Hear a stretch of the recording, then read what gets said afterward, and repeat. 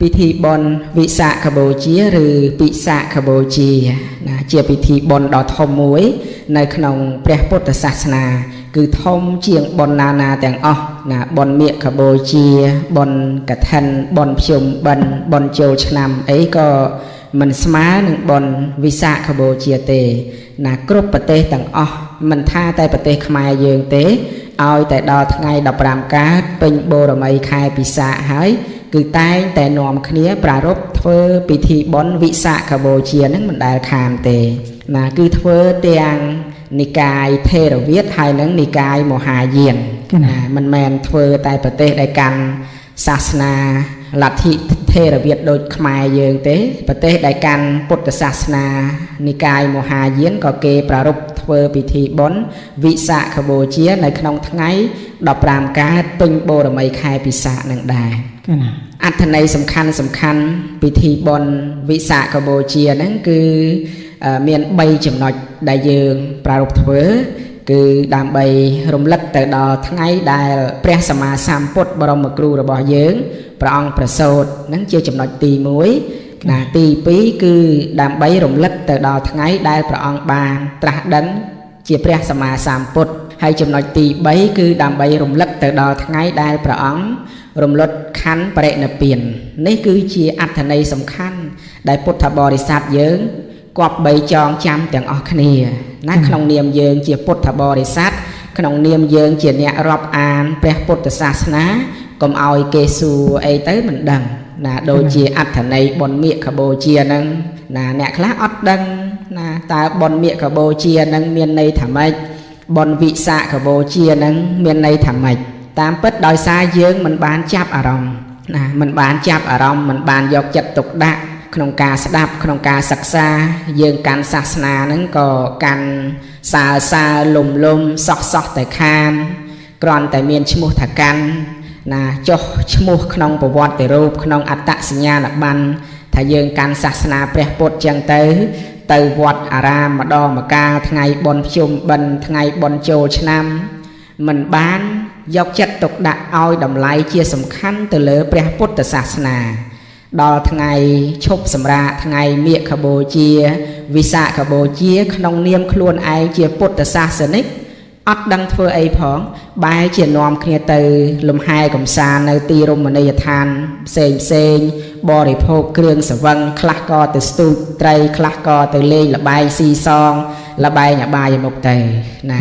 នេះគឺជាការឆ្គាំឆ្គងមួយជាចំណុចខ្សោយមួយរបស់យើងអ្នកកាន់ពុទ្ធសាសនា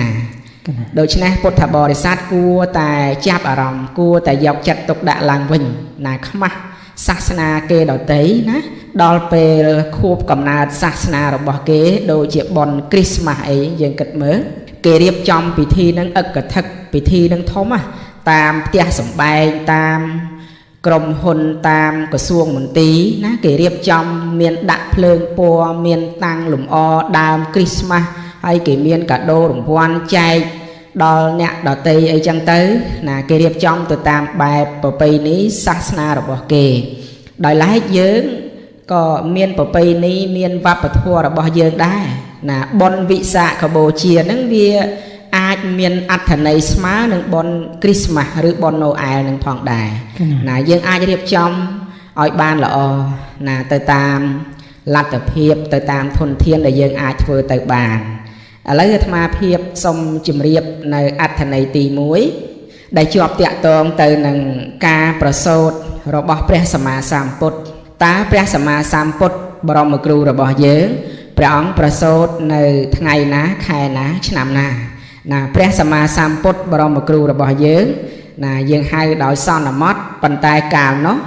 ព្រះអង្គមិនទាន់បានត្រាស់ដឹងជាព្រះពុទ្ធនៅឡើយទេគឺនៅក្នុងឋានៈជាព្រះបរមពោធិសត្វនៅឡើយប៉ុន្តែជាជាតិចុងក្រោយ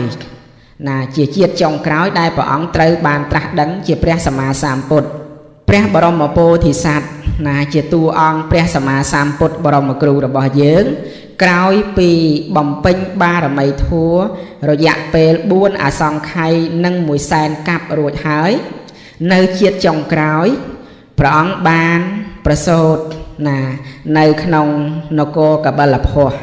ណាសពថ្ងៃនគរកបិលភ័ស្ត្រហ្នឹងគឺណានៅព្រំប្រទល់ដែនណាកន្លែងដែលព្រះអង្គប្រសូតហ្នឹងគេហៅថាសួនលំពិនីណាសួនលំពិនីហ្នឹងវានៅត្រង់ព្រំប្រទល់ដែននគរទាំងពីរ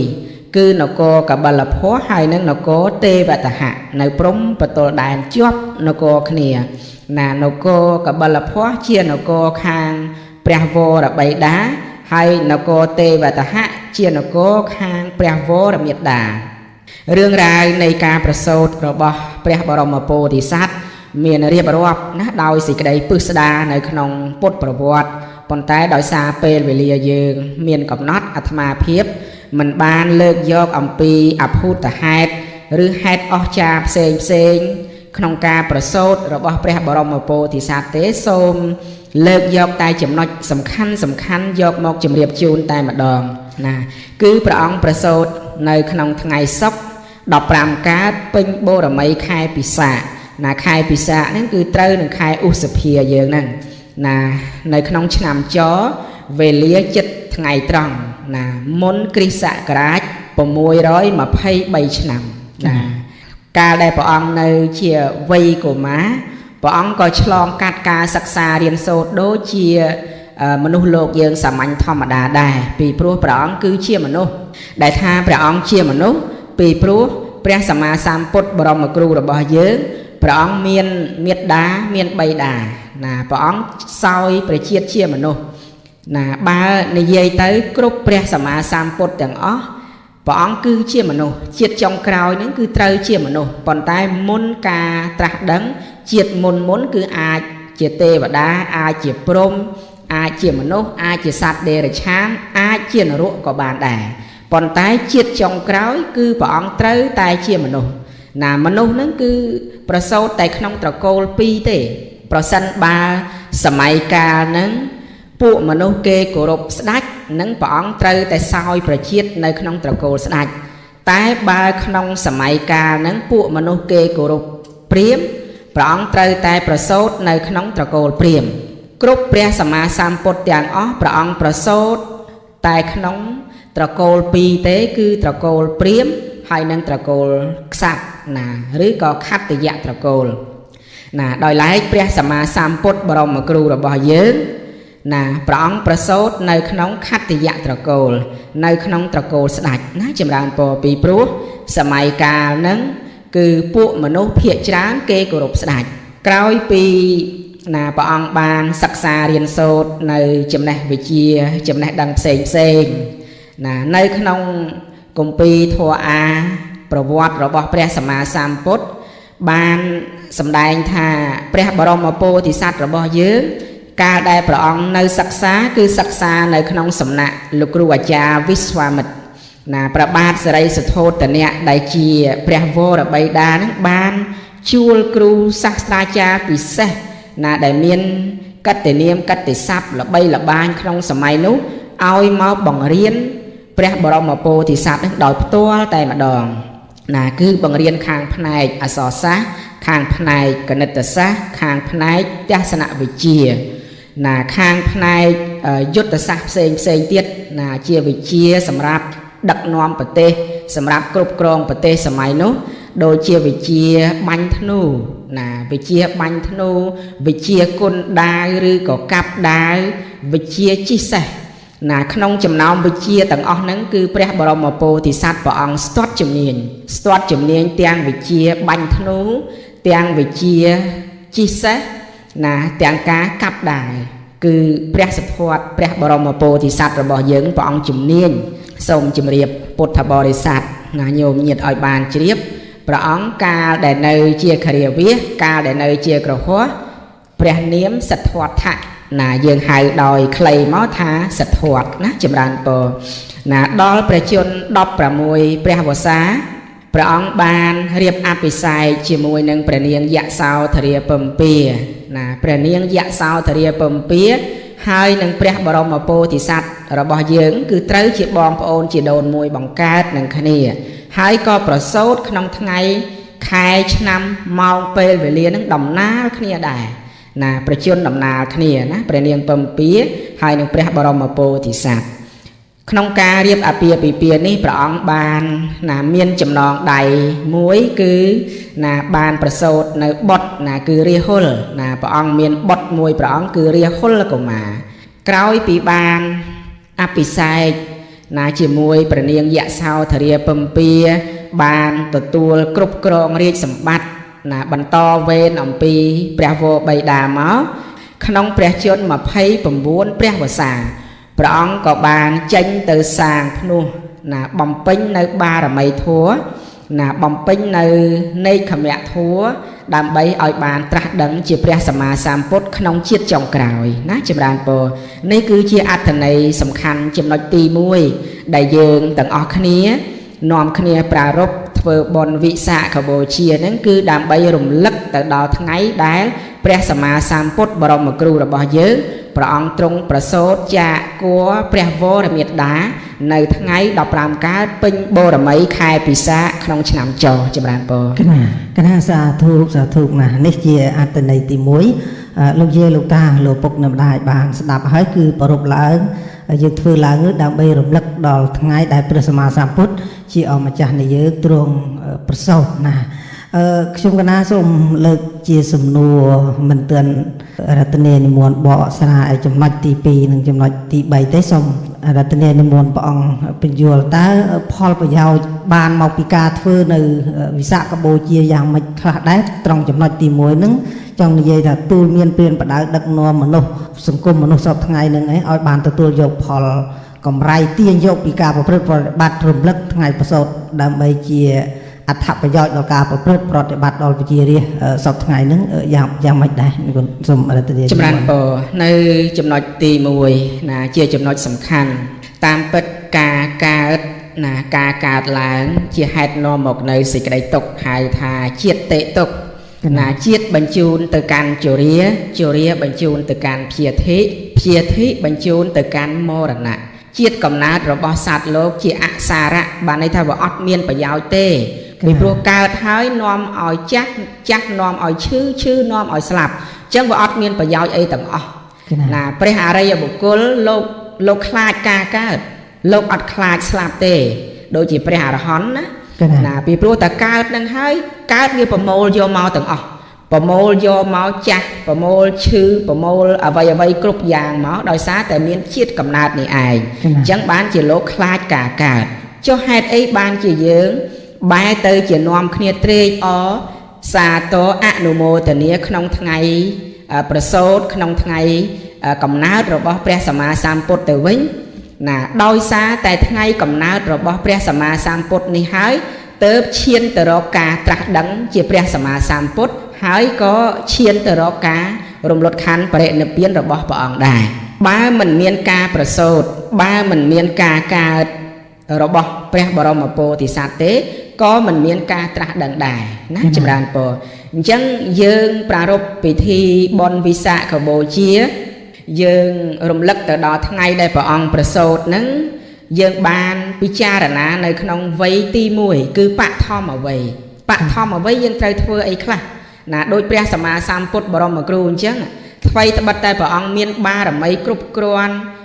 បំពេញមក4អសង្ខ័យ100,000កាប់ផែនដីហើយក៏ដោយព្រះអង្គក៏ត្រូវឆ្លងកាត់នៅបឋមវ័យព្រះអង្គត្រូវសិក្សារៀនសូត្រឃើញទេ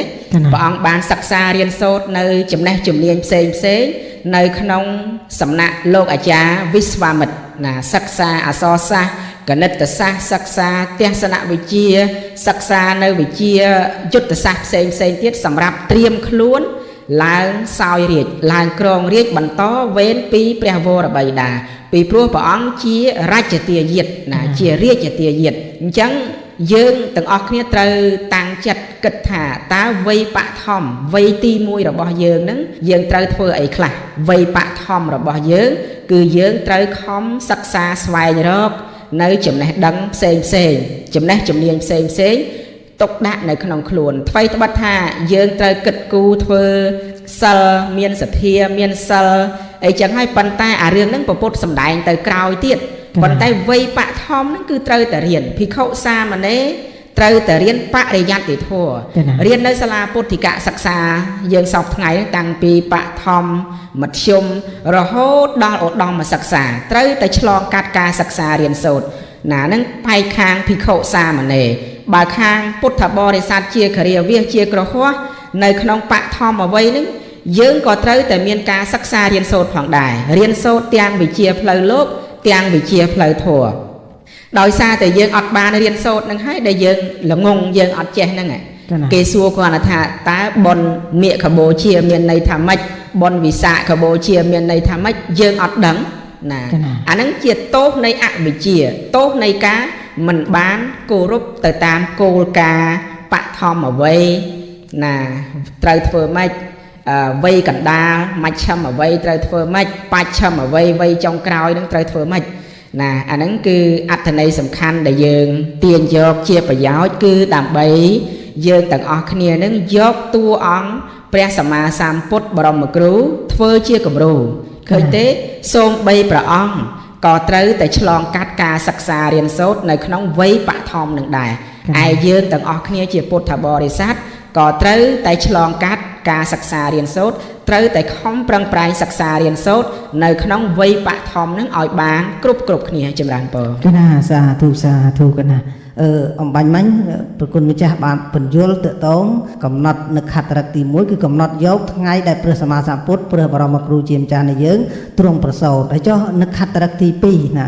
ទ្រង់ប្រពដាក់អ្វីដែរបងណាសូមរំលឹកនេះចម្រើនពរតកតងនឹងអ្នកខត្តរៈទី2ដែលយើងរំលឹកទៅដល់ដែលយើងនាំគ្នាប្រារព្ធធ្វើបុណ្យវិសាខបូជាហ្នឹងគឺរំលឹកទៅដល់ថ្ងៃដែលព្រះសម្មាសម្ពុទ្ធព្រះអង្គបានត្រាស់ណាព្រះបរមពោធិសត្វព្រះសិទ្ធត្ថរបស់យើងណាព្រះអង្គបានត្រាស់ដឹងជាព្រះសម្មាសម្ពុទ្ធណាគឺជាថ្ងៃដែលព្រះអង្គត្រាស់ដឹងណា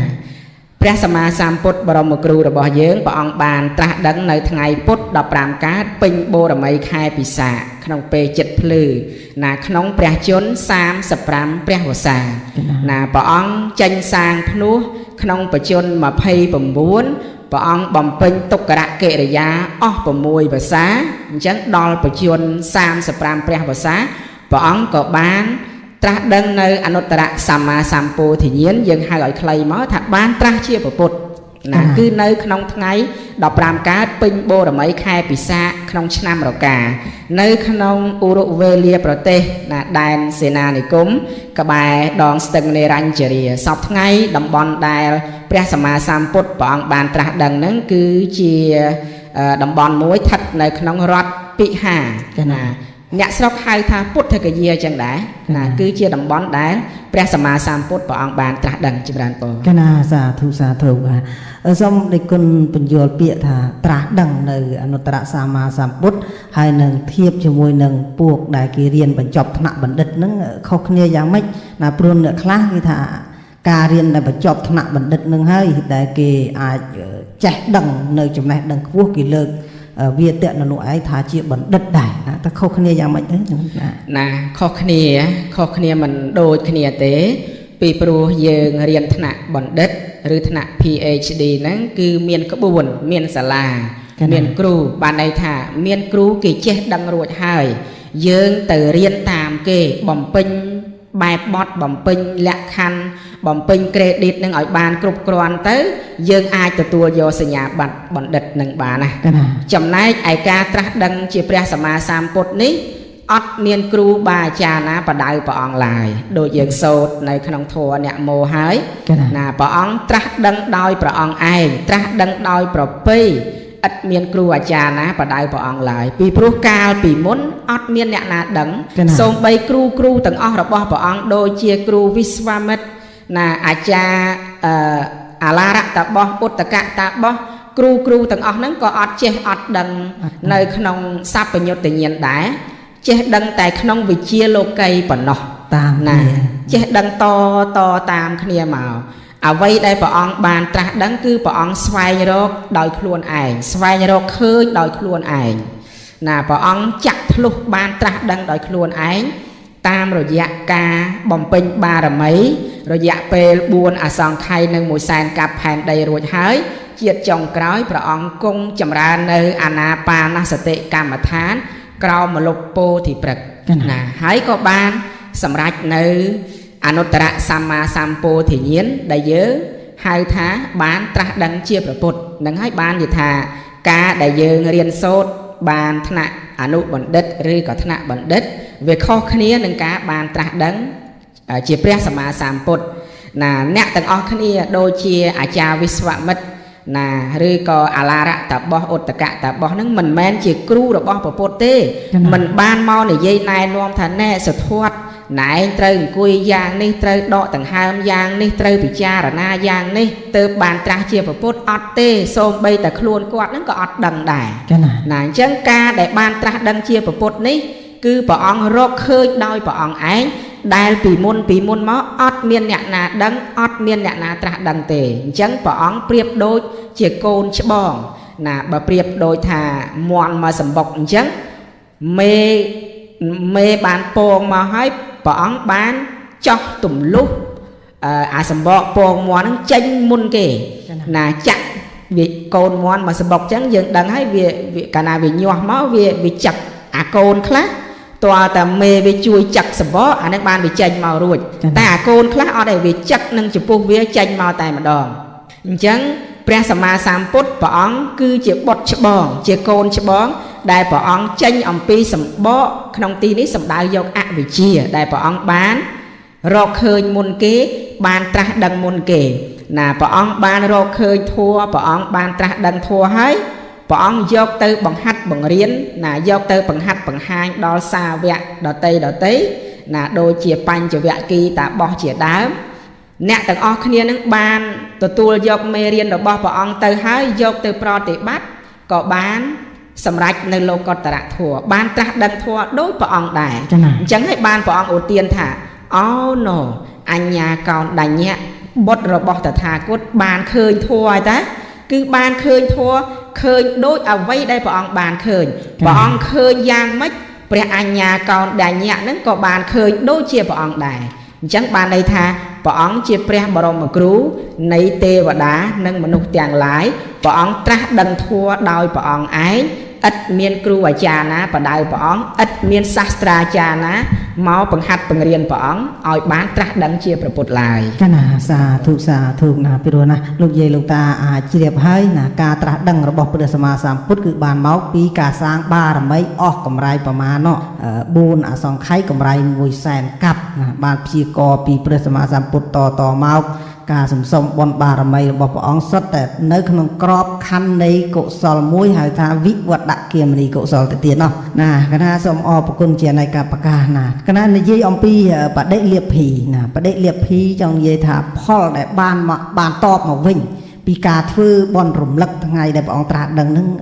ដូចម្ដេចដែរណាសូមរតនាមួយចម្រើនពរផលប្រយោជន៍ដែលបានពីការដែលយើងទាំងអស់គ្នាប្រារព្ធពិធីបុណ្យវិសាខបូជារលឹកទៅដល់ការត្រាស់ដឹងរបស់ព្រះសម្មាសម្ពុទ្ធគឺយើងពិនិត្យមើលព្រះសម្មាសម្ពុទ្ធព្រះអង្គឆ្លងកាត់វ័យទី1ព្រះអង្គបានសិក្សារៀនសូត្រហើយវ័យទី2ព្រះអង្គទទួលបាននៅលទ្ធផលណាវ័យទី1ដូចជាការសាងបារមីអញ្ចឹងវ័យបឋមណាហើយដល់វ័យទី2គឺជាវ័យមួយដែលព្រះអង្គត្រូវបានសម្រេចផលណាបើប្រៀបធៀបមកយើងជាមនុស្សសាមញ្ញទូទៅថាមជ្ឈិមអ្វីគឺជាអ្វីដែលយើងត្រូវស្វែងរកទ្រព្យណាខំប្រឹងប្រែងស្វែងរកទ្រព្យបំពេញការងារជាប្រយោជន៍ណាប្រយោជន៍បច្ចុប្បន្នមានឧទ្ធានសម្បទាអារក្ខសម្បទាជាដើមហ្នឹងហើយដែលយើងត្រូវស្រង់យកប្រយោជន៍ពីការត្រាស់ដឹងរបស់ព្រះសម្មាសម្ពុទ្ធដោយសារតែការត្រាស់ដឹងរបស់ព្រះសម្មាសម្ពុទ្ធនឹងហើយទើបយើងទាំងអស់គ្នាបានទទួលនៅពាក្យព្រានបដៅរបស់ព្រះសម្មាសម្ពុទ្ធបើគ្រាន់តែការត្រាស់ដឹងព្រះសម្មាសម្ពុទ្ធព្រះអង្គបានត្រាស់ដឹងហើយព្រះអង្គរំលត់ខណ្ឌបរិនិព្វានទៅព្រះអង្គអត់បានចែកចំណែកធម៌នឹងដល់យើងព្រះអង្គក៏អត់មានគុណអីសម្រាប់យើងដែរពីព្រោះគុណកន្លែងណារបស់ព្រះអង្គគុណត្រង់ដែលព្រះអង្គបានត្រាស់ដឹងធម៌ហើយព្រះអង្គចែកចំណែកធម៌នឹងដល់យើងឲ្យយើងបានសិក្សាបានប្រយោជន៍ដូចជាព្រះអង្គដែរហ្នឹងជាប្រយោជន៍សម្រាប់ខ្លួនឯងផងប្រយោជន៍សម្រាប់អ្នកដទៃផងឥឡូវព្រះអង្គបាន បំពេញប្រយោជន៍របស់ព្រះអង្គបានគ្រប់គ្រាន់បរិបូរណ៍ហើយព្រះអង្គក៏ជួយប្រយោជន៍របស់សត្វលោកបំពេញប្រយោជន៍ឲ្យសត្វលោកនឹងឲ្យបានសម្រេចដូចជាព្រះអង្គដែរណាដូចជាព្រះអង្គបំពេញនៅព្រះពុទ្ធកិច្ចទាំង5ណារយៈពេល45ព្រះវស្សានៃការត្រាស់ដឹងហ្នឹងគឺពេលព្រឹកព្រះអង្គស្ដេចយាងបិណ្ឌបាតប្រោស័តពេលថ្ងៃរសៀលព្រះអង្គសម្ដែងធម៌ទេសនាប្រោស័តហើយពេលប្រលប់ព្រះអង្គប្រទានឱវាទដល់ពួកភិក្ខុពេលពាក់កណ្ដាលអាធ្រាត្រព្រះអង្គឆ្លើយដោះស្រាយប្រស្នាពពួកទេវតាហើយពេលចិត្តភ្លឺព្រះអង្គប្រមាលមើលឧបនិស្ស័យរបស់សត្វលោកនឹងគឺជាលោកដ្ឋចរិយាណាឬក៏ប្រយោជន៍សម្រាប់សត្វលោកទូទៅដែលយើងទាំងអស់គ្នាគួរតែយកតម្រាប់តាមតួអង្គព្រះសម្មាសម្ពុទ្ធដែលព្រះអង្គបំពេញនៅប្រយោជន៍ទី1ណាហៅថាអត្តដ្ឋចរិយាប្រយោជន៍ផ្ទាល់ខ្លួនរបស់ព្រះអង្គដល់ពេលព្រះអង្គបានត្រាស់ដឹងហើយព្រះអង្គបានបំពេញនៅប្រយោជន៍ទី2សម្រាប់សត្វលោកគឺលោកដ្ឋចរិយាប្រយោជន៍សម្រាប់មនុស្សសត្វទូទៅទាំងអស់ក្នុងលោកដែលយើងទាំងអស់គ្នាគួរតែយកគំរូតាមព្រះអង្គបើសិនបើយើងទាំងអស់គ្នាជាពុទ្ធបរិស័ទយកតាមគំរូរបស់ព្រះអង្គអាត្មាភាពគិតថាសាសនាយើងនឹងបានរីកចម្រើនហើយប្រទេសជាតិយើងក៏បានរីកចម្រើនដែរពីព្រោះវាអត់មានមនុស្សមានគំនិតអាត្មានិយមនឹងជ្រុលហួសហេតុពេកអត់មានគំនិតសួនតួណាចេះជួយគ្នាទៅវិញទៅមកដោយព្រះសម្មាសម្ពុទ្ធដែលព្រះអង្គជួយស្រោចស្រង់សត្វលោកហ្នឹងគឺជួយប្រកបដោយទឹកចិត្តករុណាអត់មានប្រាថ្នាចង់បានប្រយោជន៍ពីសត្វលោកមកវិញទេមិនមែនដូចអ្នកឲ្យបាយជ្រូកទេណាអ្នកឲ្យបាយជ្រូកវាអត់មានទឹកចិត្តករុណាទឹកចិត្តអាណិតអាសូរដល់សត្វជ្រូកហ្នឹងទេបន់ឲ្យតែជ្រូកនឹងធំគ្រប់គីឡូដើម្បីនឹងថ្លឹងលក់ឲ្យគេណាតែព្រះសម្មាសម្ពុទ្ធដែលព្រះអង្គសម្ដែងធម៌ប្រោស័ព្ទនេះគឺក្នុងប្រតិករុណាជាករុណាគុណជាអបមញ្ញធម៌ជាអបមញ្ញគុណដ៏ជ្រាលជ្រៅណាក្នុងគោលបំណងមួយចង់ឲ្យសត្វលោកនឹងបានឆ្លងរួចពីសេចក្តីទុក្ខណាអត់មានចង់បានផលប្រយោជន៍អីពីសត្វលោកមកទាំងអស់សូម្បីតែកិត្តិយសគេឈ្មោះការសរសើរអមិសៈលៀបសការៈអីគ្រប់យ៉ាងទាំងអស់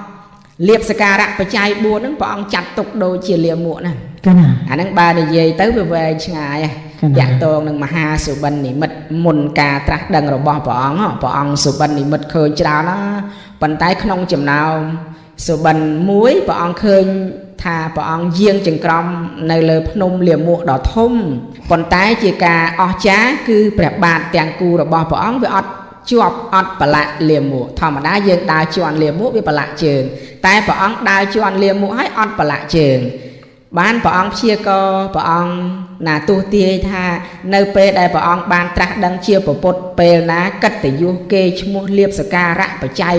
4គឺកើតឡើងដល់ព្រះអង្គប្រៀបដូចជាភ្នំប៉ុន្តែព្រះទ័យរបស់ព្រះអង្គអត់ដិតដាមអត់ជាប់ជំពាក់នឹងលៀបសការៈនិងបច្ច័យ4ទាំងអស់នឹងទេចម្រើនពរកណាសាធុកណាចឹងអរគុណជានាយកបកាលោកយាយលោកតាលោកពុកអ្នកម្ដាយបានស្ដាប់ព្រះសង្ឃដីការបស់ព្រះដេចព្រះគុណហើយណាអញ្ចឹងដោយពេលវេលាមានកំណត់ខ្ញុំបាទមិនលើកសួរអំពីការធ្វើបន់រំលឹកដល់ថ្ងៃដែលព្រះអង្គទ្រង់ត្រាស់ដឹងនោះទេគឺចូលដល់នឹកខត្តរិកទី3ណាដែលពុទ្ធបរិស័ទដែលប្រពធ្វើនៅក្នុងថ្ងៃវិសាខបូជាដែរនោះគឺធ្វើដើម្បីរំលឹកដល់ថ្ងៃដែលព្រះអង្គទ្រង់បរិនិព្វានណាបរិនិព្វានបើមនុស្សធម្មតាគេហៅថាមរណៈឬក៏ស្លាប់ឬក៏អនិច្ចធម៌ឬក៏ងាប់ដើមឈើអីគេប្រើពាក្យថាងាប់ឬក៏ស្លាប់នឹងដែរណាអញ្ចឹងត្រង់អត្តន័យនេះចុះហេតុអីបានជាយើងទាំងអស់គ្នាទៅជាបន់ធ្វើបន់រំលឹកថ្ងៃដែលព្រះអង្គបរិនិព្វានទៅវិញណាគួរតែកុំធ្វើពីព្រោះថ្ងៃហ្នឹងបើយើងគិតឲ្យដិតដល់ទៅវាដូចជាកើតនៅសោកៈសេចក្តីសោកសៅសឹកសួលទុកកតោមនុស្សទុកច្រើនណាស់ទុកទាំង12កងណានេះគឺណាប៉ុន្តែទៅជាលក្ខប្រាជ្ញខាងពុទ្ធសាសនានៅក្នុងពិភពលោកទៅជានាំគ្នាធ្វើបន់រំលឹកថ្ងៃនឹងទៅវិញតើមានសារៈប្រយោជន៍យ៉ាងដូចម្ដេចណាសូមអរគុណនិមន្តណាចម្រើនពរល្អណាស់សារៈប្រយោជន៍សារៈសំខាន់ហ្នឹងគឺមានធំធេងសម្រាប់យើងជាពុទ្ធបរិស័ទ ប៉ុន្តែតើយើងចេះគិតចេះពិចារណាដែរអានេះដូចយើងទៅបនសពអញ្ចឹងណាបើសិនបើយើងទៅគ្រាន់តែផឹកស្រាសបាយលោឡាអានឹងវាអត់បានប្រយោជន៍អីទេអត់បានប្រយោជន៍ពីការដែលយើងទៅបនសពនឹងទេណាការដែលយើងរំលឹកទៅដល់ថ្ងៃដែលព្រះអង្គរំលត់ខណ្ឌបរិនិព្វានណានេះជាមហាអ្នកខត្តរិកទី3ណាដែលយើងធ្វើដើម្បីរំលឹកទៅដល់ថ្ងៃដែលព្រះសម្មាសម្ពុទ្ធព្រះអង្គរំលត់ខណ្ឌបរិនិព្វានណាពីព្រោះអត្ថន័យបុណ្យវិសាខបូជាមាន3អាត្មាភាពសូមជម្រាបម្ដងទៀតថាយើងធ្វើដើម្បីរំលឹកទៅដល់ថ្ងៃដែលព្រះអង្គប្រសូតទី1ទី2រំលឹកដល់ថ្ងៃព្រះអង្គត្រាស់ដឹងទី3ដើម្បីរំលឹកដល់ថ្ងៃព្រះអង្គរំលត់ខណ្ឌបរិនិព្វាន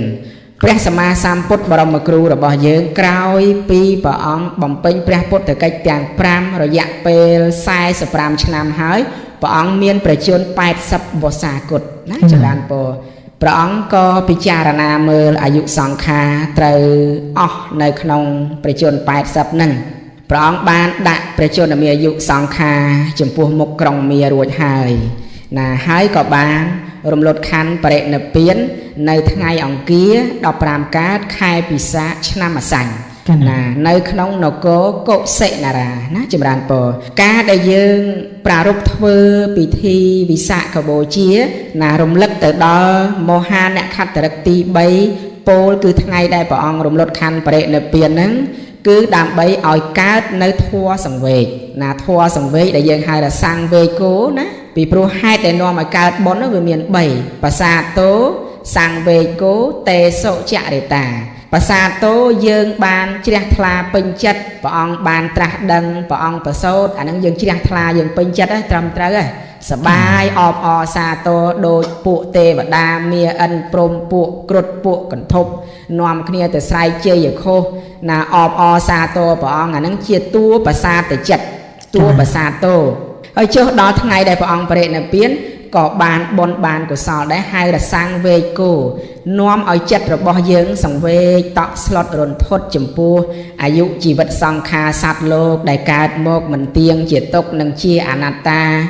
យើងគិតពិចារណាថា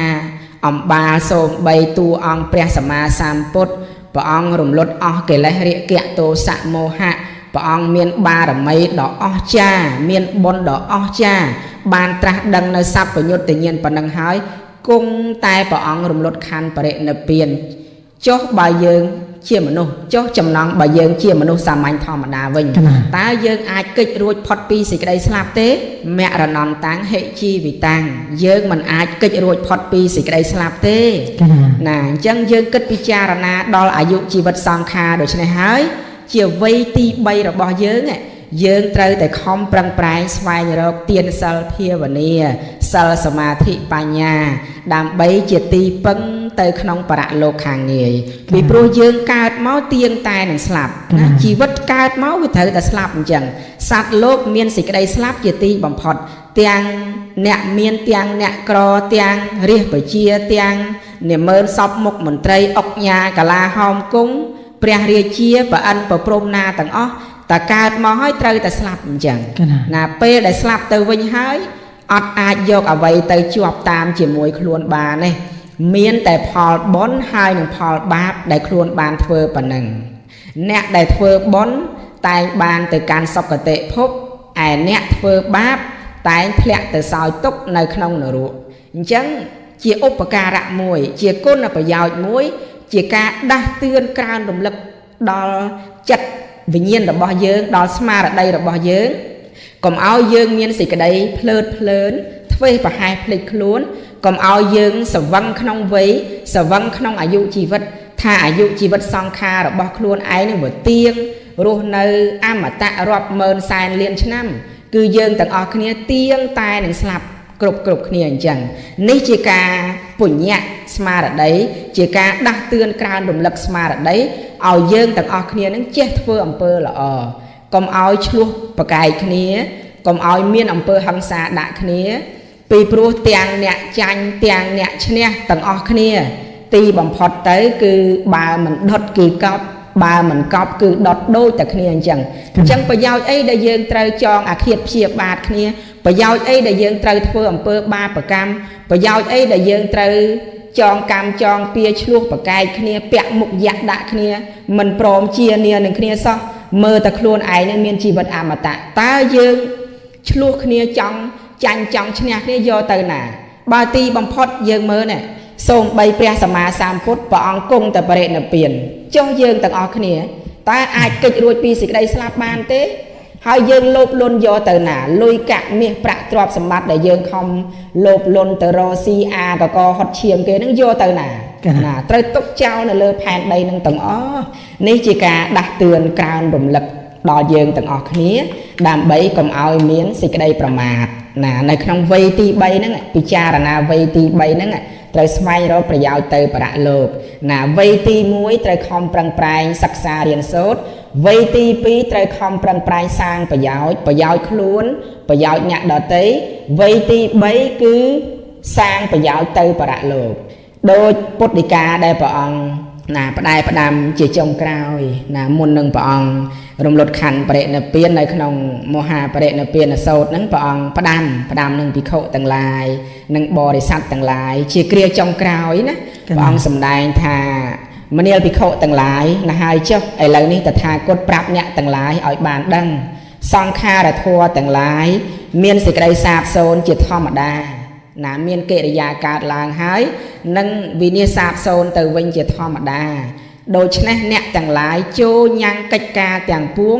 ឲ្យសម្រេចដោយសេចក្តីមិនប្រមាទចុះណែចំណុចកន្លែងហ្នឹងដែលយើង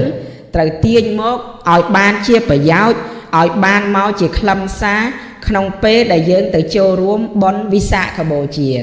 តើយើងបានធ្វើប្រយោជន៍ឲ្យខ្លួនយើងហើយនៅតើយើងបានធ្វើប្រយោជន៍សម្រាប់សង្គមជាតិយើងហើយនៅដែលយើងបានកើតមកជាមនុស្សកុំឲ្យស្លាប់ទៅវិញទៅទេណាគេថាស្លាប់ដូចពស់រស់ដូចកង្កែបណាចម្រើនពរ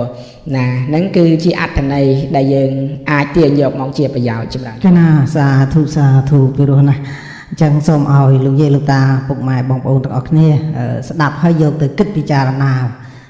អត្តន័យទាំង3ទី1គឺប្រសោតមានន័យថាមានជីវិតមកហើយមនុស្សយើងទាំងអស់គ្នាបើសិនជាសាងបារមីមិនទាន់ដល់ថ្នាក់ព្រះសម្មាសម្ពុទ្ធនោះទេយើងគួរតែធ្វើជាមនុស្សល្អមានសិល5សម្រាប់ជីវិតដែលយើងបានកើតមកនេះ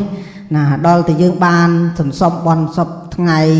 ទម្រាំនឹងមច្ចរាចូលមកដល់ហ្នឹងប្រៀបបាននឹងការសន្សំបន់ទុកសម្រាប់ត្រាស់ដឹងដែរមានន័យថាទី3គឺរំលឹកដល់ការត្រាស់ដឹងរបស់ព្រះអង្គគឺព្រះអង្គបានជោគជ័យក្នុងអត្តភាពជាព្រះសម្មាសម្ពុទ្ធជាម្ចាស់ណាហើយក៏បានយកនៅធម៌ទាំងអស់នោះបំរើដល់ផលប្រយោជន៍ដល់បរិស័ទទាំងឡាយទាំងពួងហើយក្រោយមកថាព្រះអង្គពូកែខ្លាំងក្លាយ៉ាងណាក៏ដោយក៏គិតមិនរួចអំពីមរណភ័យនោះឡើយណាត្រង់ចំណុចនេះហើយដែលយើងជាពុទ្ធបរិស័ទទាំងអស់គ្នាគួរតែរំលឹកមើលថាព្រះសម្មាសម្ពុទ្ធផងគួងតែព្រះអង្គបរិនិព្វានចោះយើងនេះខោមិនខោអាវមិនអាវនេះតើខំគ្នាដល់ណាទៀតណាតើតងនឹងសង្ឃិកាខាងចុងមាញ់នេះដែលព្រះគុណម្ចាស់បានលើកឡើងហើយតើតងទៅនឹងអបមាទធម៌ណាគ្រាន់តែមានធម៌មិនប្រមាទយើងអាចសាងបាននៅអ្វីសុខបែបយ៉ាងក្នុងអត្តភាពដែលមានជីវិតកើតមកហើយនឹងសម្រាប់ទីពឹងរបស់ខ្លួនបានណាដោយពេលវេលានៅសល់តែ6នាទីទៀតអស់ហើយសន្មតថា3នាទីទៀតចុះណាប្រគេនព្រះអង្គតើគួរធ្វើយ៉ាងម៉េចកូនខ្មែរយើងទាំងអស់គ្នាដល់ថ្ងៃ15កើតពេញបរមីខែវិសាខហ្នឹងគួរធ្វើកិច្ចការអ្វីខ្លះរៀបចំភ្ញីផ្កាតងត្រូវដោតឬយ៉ាងម៉េចជាអនុសាសន៍ចុងក្រោយណាសូមរតនាចម្រើនពរណាក្នុងនាមយើងជាពុទ្ធបរិស័ទណាជាឧបាសកឧបាសិកាជាអ្នកគោរពរាប់អានពុទ្ធសាសនាគប្បីរៀបចំគ្រឿងសក្ការៈបូជាចំពោះគុណព្រះរតនត្រ័យណាគ្រឿងសក្ការៈបូជាញាតិញោមចេះដឹងគ្រប់គ្នាហើយយើងរៀបចំទៅតាមលទ្ធភាពទៅតាមធនធានទៅណាទៅតាមធនធានទៅអត់មានប្រកបរាប់ជាដូចយើងសែនព្រេនកងម៉ាថ្ងៃឆេងមេញឬក៏ថ្ងៃអីទេណាទៅតាមមានតាមបានទៀនធូបផ្កាភ្ញីគ្រឿងក្រអូបណាបូជាថ្វាយចំពោះគុណបរតនត្រ័យទៅហើយយើងថ្ងៃវិសាខបូជានឹងអញ្ជើញទៅវត្តឲ្យបានគ្រប់គ្នាណាព្រោះនឹងឲ្យនាំយកនៅទេយវត្ថុផ្សេងណាបើពេលព្រឹកយើងយកចង្ហាន់ប្រគេនចំពោះព្រះសង្ឃអញ្ចឹងទៅហើយពេលថ្ងៃរសៀលយើងនាំយកនៅគ្រឿងសក្ការៈបូជាទៀនធូបផ្កាភ្ញីនឹងទៅវត្តថ្វាយបូជា រំលឹកគុណបរតនត្រ័យណាយើងសមាទានសិលណាស្ដាប់ព្រះសង្ឃទេសនានៅក្នុងវត្តទៅតាមកម្មវិធីផ្សេងដែលវត្តអារាមនីមួយបានរៀបចំណា